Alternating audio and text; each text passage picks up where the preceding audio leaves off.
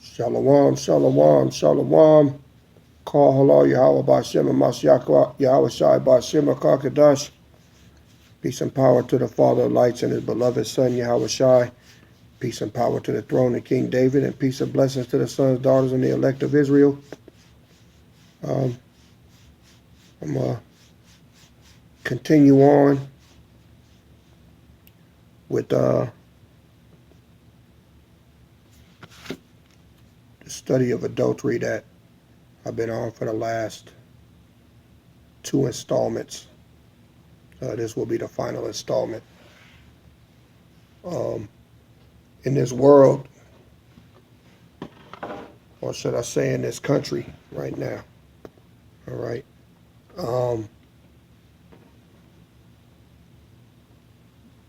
it's pretty much running rampant. These are one of the things that if you're not transformed by the renewing of your mind, you know, if you got an adulterous type spirit, you know, you'll do it here.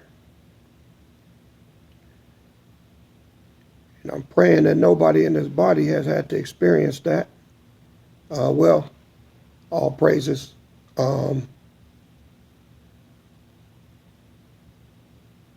I think I would have known maybe, but not sure. But this much I do know, there's a reason for this. Let's go to Hosea chapter 4.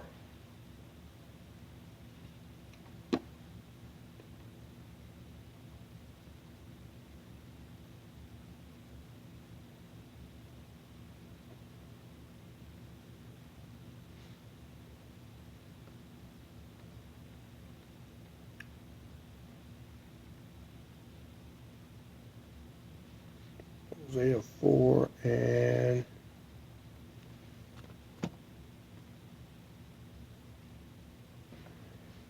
give me 1 second.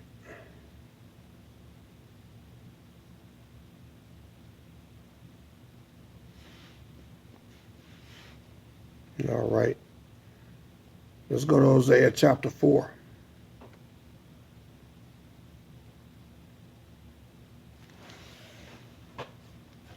This is Hosea chapter 4, verse 12. He says, My people ask counsel at their stocks, and their staff declareth unto them, for the spirit of whoredoms have caused them to err, and they have gone a whoring from under their power. Now, when you worship the Most High, right, and you start going off to other powers, which is why I tell y'all from times past, don't be going to these other channels and listening to them and all that, then coming back here, you being a hoe. Because you're getting what they're putting in you as seed. You're listening to them, then you over here listening to me, then you over here listening to them. Just go over there, man. All right? I ain't trying to sound perverted or nothing, but you having fucking sexual relations under 2 different doctrines. This is what starts most arguments over here. You know that? Because you got people that come here, they listen to what I'm saying, they agree with it, but then, well, let me go over here and check with IUIC. Let me go over here and check with so-and-so. Oh, well, see, they said this, and then now I'm over here, and you said that. Well, hey, KD, what about this? Man, fuck you. Go over there. Don't ask me shit about them niggas over there, all right? If you want to listen to them, go. But do people listen? No. This is where the arguing and fighting come in at, because they want to bring that bullshit over here. That's adultery. This is how messy it is, okay? And we've had people do that. We've had people actually leave here because they went and listened to somebody else. I think I like that. Go on over there then. I ain't mad. Just don't be bringing that shit back over here, and you keep your ass over there. That's it. All right? So, that's why it says, For the spirit of whoredoms have caused them to err, and they have gone a whoring from their power. When you have a power, you serve that power faithfully. That means you're in tune with that power. You're in tune with it. You don't see me over there sitting in no mosque, listening to Farrakhan or whoever. You don't see me in no church house on Sundays every now and then just to dip in and seeing what they talking about. I don't care what they talking about. I'm faithful to the power that I serve. At the end of the road, we'll see who had the right doctrine. I believe in this. So you got to be totally faithful to this. All right? I'm working on something here. Verse 13. They sacrifice upon the tops of the mountains and burn incense upon the hills, under oaks and poplars and elms, because the shadow thereof is good. Therefore your daughters shall commit whoredom, and your spouses shall commit adultery. Look at verse 14. I will not punish your daughters when they commit whoredom, nor your spouses when they commit adultery. For themselves are separated with whores, and they sacrifice with harlots. Therefore, the people that doth not understand shall fall. So he's saying, I'm not going to punish your women for being whores because you whores. He talking to the men. What did I tell you? You could commit adultery against your power, and then your women commit adultery against you for being unfaithful. You are your Lord over your women. You are God to them. So when they go whoring after another man, they've committed idolatry against you. But he did that because the men had committed idolatry against him. They changed their behavior. They changed their pattern. All right? And that's the way that you usually catch an adulterer. That's round 2. I'm going to show y'all what I mean.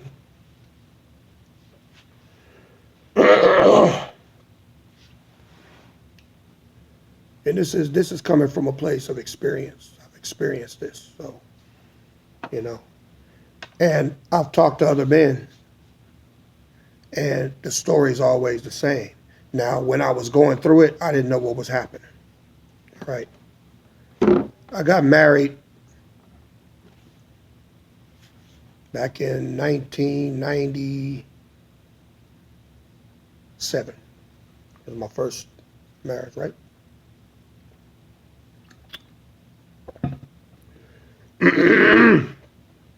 Had the honeymoon and all that, right? Everything good. Yeah, big happy family, all that, right? So everything was cool, So I thought.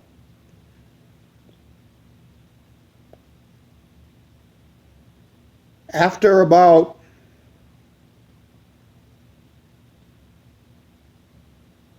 a year and a half, went through about 5 or 7 miscarriages. All right?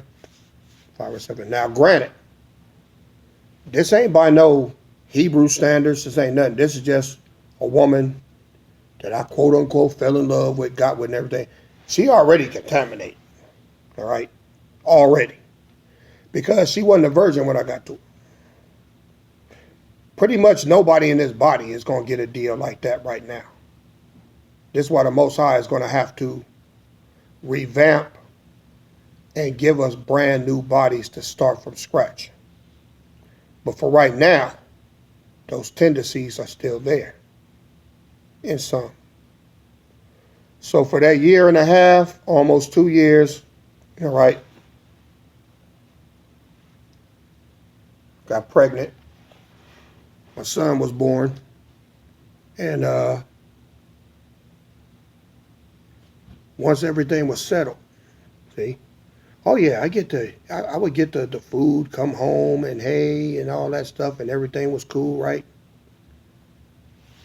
But then, just all of a sudden out of nowhere, the bullshit started. arguing over dumbass shit. Now, how I'm going to line this up? Let me show you what I mean. This is what the scripture said in Hosea chapter 4. The spirit of whoredom have caused them to err, and they have gone a whoring from under their power. So that means at that moment, they start becoming disobedient, rebellious. They don't want to listen. Same thing happened to me when I lined this up through the scriptures. Now, yeah, this was many years ago, but it was still the same pattern. You are Lord over your woman. So,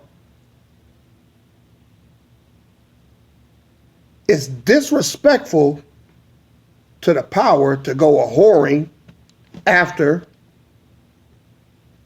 other powers. So what do they start doing? They sacrifice upon the tops of mountains and burn incense upon the hills and under the oaks and poplars and elms. See? The Father of lights ain't never told them to do that. That's disrespect to him. So they started disrespecting him to his face. Well, they wasn't doing that before. It's how you know when you got fidelity. It became easy for the Israelites, because this is northern kingdom, Hosea. It became easy for them to disrespect their power to the point that they didn't care no more. It became easy. See, because like I told you, I've had people be talked away from here and then come back talking shit. You know why? Because they're getting an injection from another seed. The same thing happens with a woman. Yeah. See,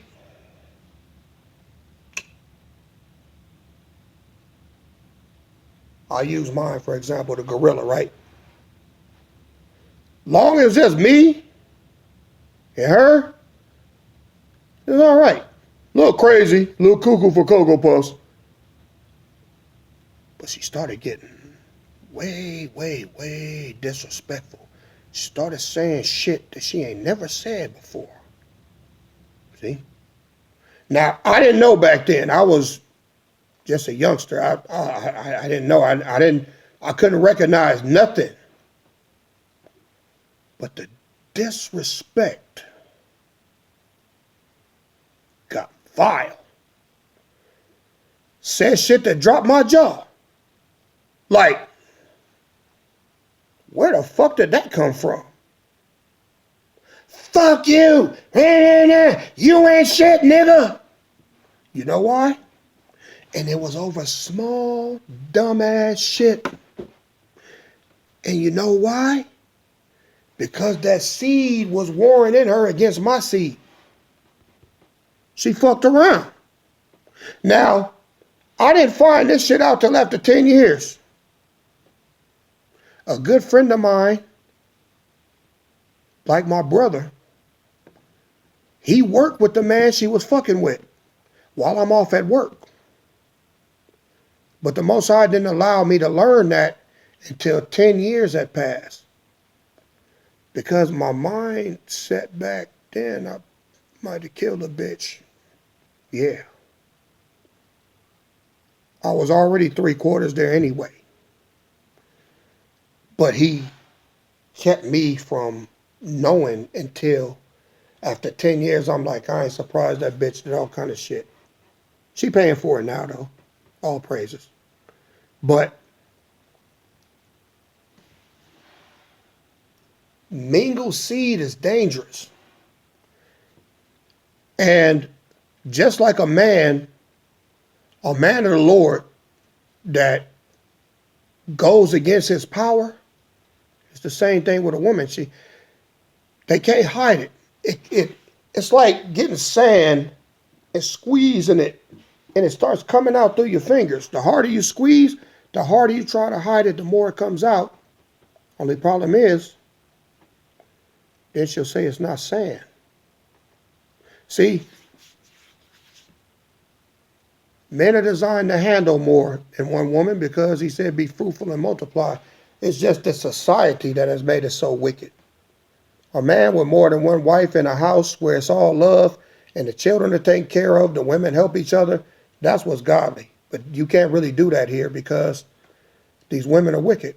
Men too. So you got seeds being mixed all throughout this society. You can't do that. But when we get to the kingdom, it's not going to be that way. But while we're here, this is what we have to deal with. Now, most of the time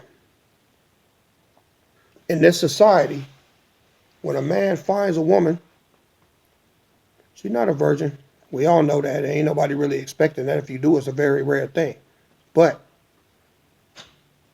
once she's with him, even though she got all these different seeds going around in her, if she gets with that man and stays with that man, the longer she's with him, his seed will become dominant because nothing's getting added on to it. And in this wicked, polluted society, it could still work. Because it's the best we're going to get. You can't go back and be virgins. That's just something that can't be done. But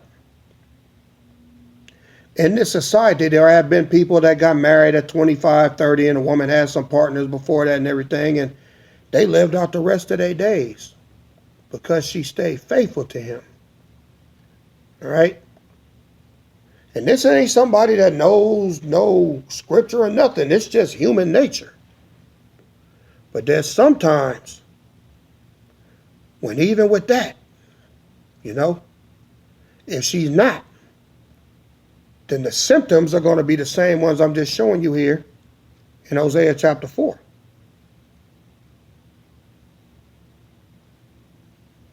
He said the spirit of whoredom have caused them to err. When she becomes a whore on your watch, meaning she's laying with somebody other than you, then the spirit of whoredom is going to cause her to err away from you. And you're going to start seeing her do shit that you never seen her do before. Disrespect was the first thing that happened to Israelites when the spirit of whoredom caused them to err. Verse 13. They sacrifice up on the tops of mountains. They had never did that before. They burn incense up on the hills. They had never did that before. Under the oaks and poplars, they had never did that before. And the elms, because the shadow thereof is good. Therefore, your daughters shall commit whoredom, and your spouses shall commit adultery. Verse 14, I will not punish your daughters when they commit whoredom, nor your spouses when they commit adultery, for themselves are separated with whores, and they sacrifice with harlots. Therefore, the people that doth not understand shall fall. It's all about understanding. And even now, in the royal house, if some of you men are with heathens,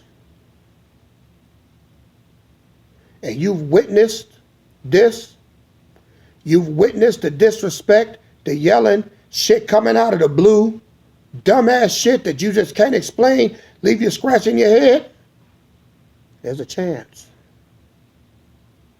Yeah, there's a chance. Can't guarantee anything because the scripture's clear. It said the ways of an adulterous woman are like a ship set sail at sea, or a bird flying through the air, or a snake crawling across a rock. The trail is well hidden.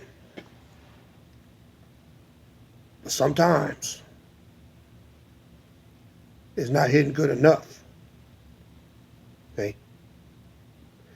This is why you have to be transformed by the renewing of your mind. You men and you Aquaf. If any of that is in you, you got to get it out. Because it will betray you in the end. The Most High takes his women serious.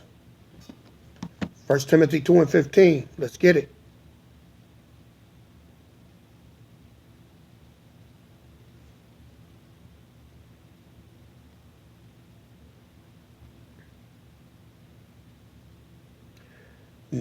I'll start at verse 12. But I suffer not a woman to teach, nor to usurp authority over the man, but to be in silence. That's the fidelity. That's the respect. All right? For Adam was first formed, then Eve. And Adam was not deceived, but the woman being deceived was in the transgression. Notwithstanding, she shall be saved in childbirth if they continue in faith and charity and holiness with sobriety. The 4 pillars. Now let's go to Ephesians chapter 5.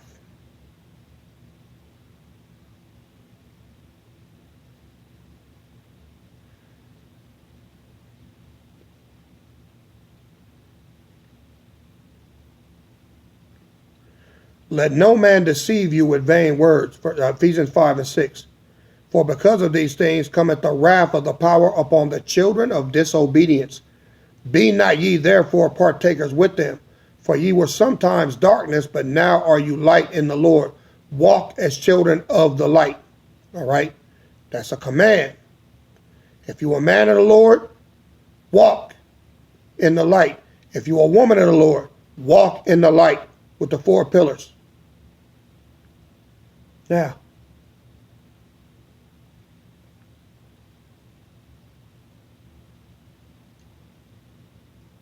Ephesians 5 and 22. Wives, submit yourselves unto your own husbands as unto the Lord. This is where the Godship comes in. Your husband is your Lord. He is your Abba. He is your Yahweh. He is your Father of lights. That man is everything to you because your salvation comes through him. And when you curse him, you're cursing the Father. When you love, when you show him the respect that he deserves. And let me explain something. He don't have to do everything right for you to respect him. He don't have to always be chipper and everything for you to respect him. He holds your life in his fucking hands. That's what it's saying. You respect him because the Most High said to do that. All right? Wives, submit yourselves unto your own husbands as unto the Lord. For the husband is head of the wife, even as a Mashiach is the head of the church, and he is the savior of the body. He saves your body. Verse 24, therefore, as the church is subject to Hamashiach, let the wives be to their own husbands in everything. Everything. The house, the car, the bills, the money, the children, everything. A lot of you women don't know is you're going to be vetted, man. These kings ain't just going to be taking women just because you're pretty and you look good. Nah. You're going to have to be a real woman of the Lord to get a king. And when I mean vetted, you're going to be tested. And if there's found anything in you that is not of the 4 pillars, no king for you. See, you can get a man out here anywhere. All you got to do is have a fat ass and some plump ass titties. But what we're talking about here is legacy.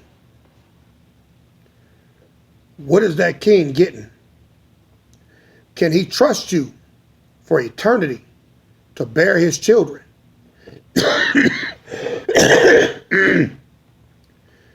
Can he trust you for eternity to show your daughters and your sons how they're supposed to, well, first up, can you show the daughters that you have how she's supposed to treat her king when she gets one? Can you show her son the type of woman that he's supposed to get in the kingdom when he reaches manhood?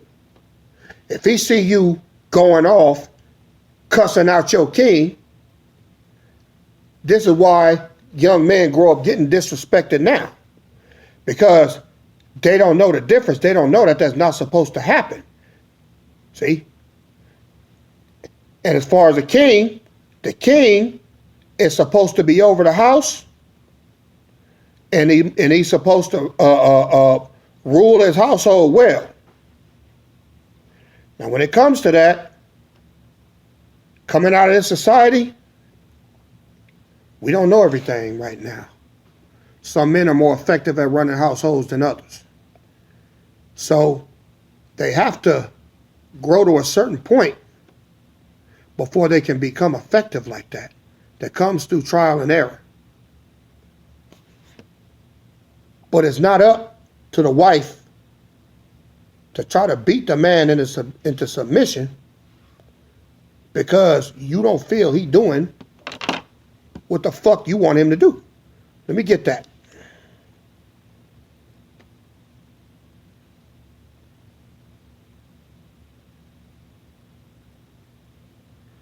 Let's go to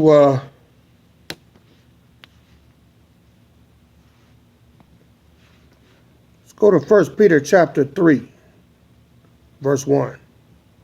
It says, likewise, ye wives, be in subjection to your own husbands, that if any obey not the word, they also may without the word be won by the conversation of the wise. Now look here. Look at New Living Translation. In the same way, you wives must accept the authority of your husbands. Then even if some refuse to obey the good news, your godly lives will speak to them without any words. They will be won over. See?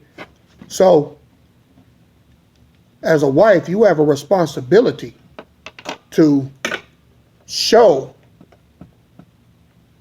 not only the sister wives that you would have, but the children, sons and daughters, how a godly woman is supposed to respect her man, her king, and reverence him at all times. It's a heinous crime to fall away from that because now you're an idolater. See? And usually the only thing that draws a woman, a godly woman especially, away from that is when she has another seed placed into her after she's been with her husband.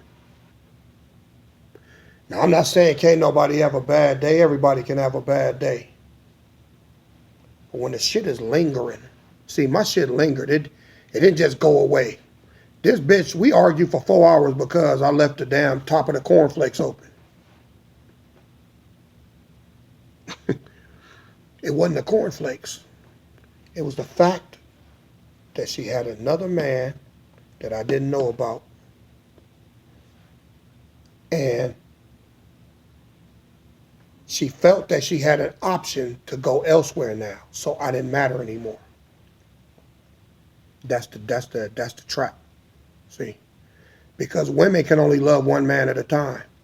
And when her feelings shift, her actions shift with it. I'm talking to several men about that, and it's all the same thing. And if you're waiting for them to tell you, don't hold your breath. All right? So, this message is designed and implemented for the edification of this body. You men, love your wives like a Mashiach loves the church and gave himself for it. Women, see that you reverence your husband. You in this body and you in this house, the Most High recognizes your marriage.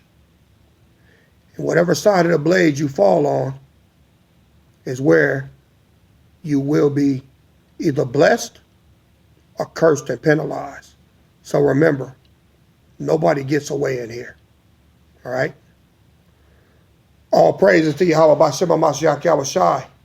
All right? I pray that you were edified and blessed. We'll move on from this now and move on to other things as we proceed and await our second Exodus. All right? So this is your King and Shepherd, KD, and I'll see y'all on the next go-round. KD out. Shalom.